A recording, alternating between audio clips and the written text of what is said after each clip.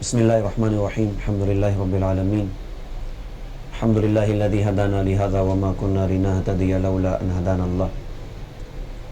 محترم ناظرین، الحمدللہ رمضان کی آمد ہے۔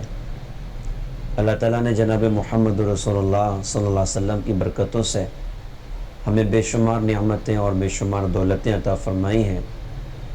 انہی دولتوں اور نعمتوں میں ایک بڑی نعمت رمضان المبارک کا خوبصورت مہینہ ہے۔ اللہ تعالیٰ نے اس امت کو ہر چیز چن کر عطا فرمائی، چھانٹ کر عطا فرمائی۔ اللہ تعالیٰ نے رمضان کا خوبصورت مہینہ حضور پاک صلی اللہ علیہ وسلم کی برکتوں سے عطا فرمایا۔ یہ وہ خوبصورت مہینہ ہے جس میں اللہ پاک کی رحمت، اللہ کی برکت، اللہ پاک کی طرف سے مغفرت، بے شمار اللہ پاک کی طرف سے مغفرت کے موقع اللہ تعالیٰ نے عطا فرمائے، نیکیوں کے موقع اللہ تعالیٰ نے عطا فرمائے۔ ایسا خوبصورت مہینہ ہے کہ اللہ کے رسول نے فرمایا کہ اس کا پہلا عشرہ اللہ کی رحمت ہے، اور دوسرا عشرہ مغفرت ہے، اور تیسرا عشرہ جہنم کی آگ سے آزادی اور خلاصی ہے۔ ایسا زبردست مہینہ، اس مہینے میں کوئی بندہ اللہ کی رحمت سے محروم ہو جائے تو واقعی بہت بڑی محرومی کی بات ہے۔ اللہ تعالیٰ یہ خوبصورت مہینہ مجھے اور آپ کو عافیت کے ساتھ عطا فرمائے۔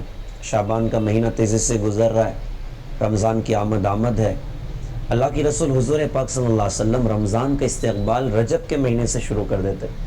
رجب کا چاند نظر آتا، ہمارے نبی حضور پاک صلی اللہ علیہ وسلم کی دعاؤں میں ایک دعا کا اضافہ ہوتا، آپ اللہ پاک سے دعائیں کرتے ہیں، اللہ مبارک لنا فی رجب و شعبان و بلغنا رمضان، کہ اللہ ہمارے رجب میں برکت عطا فرما، ہمارے شعبان میں برکت عطا فرما، اور ہمیں رمضان تک پہنچا دیں۔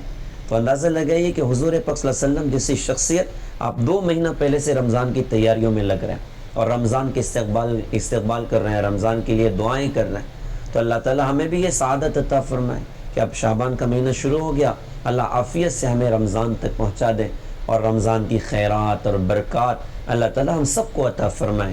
اس مہینے میں کوئی بندہ محروم ہو جائے تو واقعی بہت بڑی محرومی کی بات ہے۔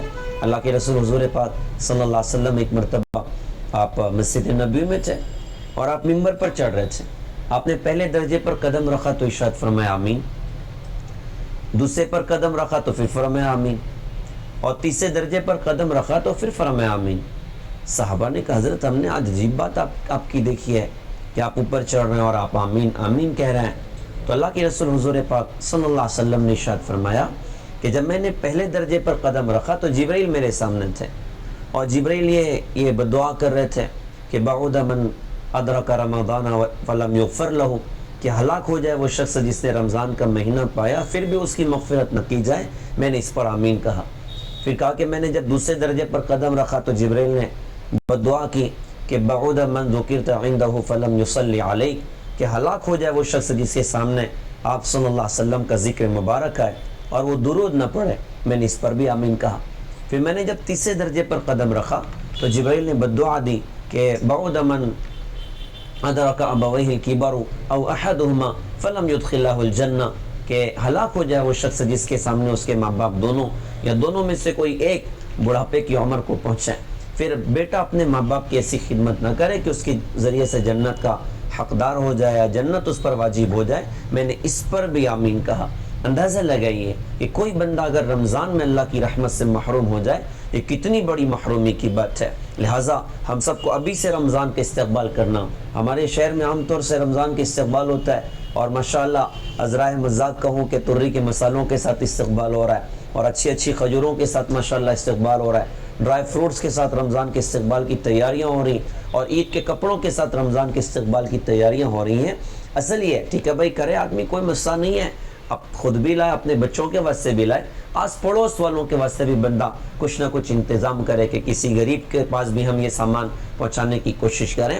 البتہ رمضان کا اصل استقبال یہ ہے کہ ہم توبہ کے ساتھ رمضان کا استقبال کریں، استغفار کے ساتھ رمضان کا استقبال کریں، اور ابھی سے تلاوت کا اہتمام اور اللہ کے ذکر کا اہتمام اور گناہوں سے بچنا اور نافرمانیوں سے بچنا اور بطور خاص ان گناہوں سے بچنا جن گناہوں کی وجہ سے بندہ شب قدر کی رات بھی مل جائے تو اللہ کی معافی کا حقدار نہیں بنتا، اللہ پاک کی طرف سے معافی کا حقدار نہیں بنتا۔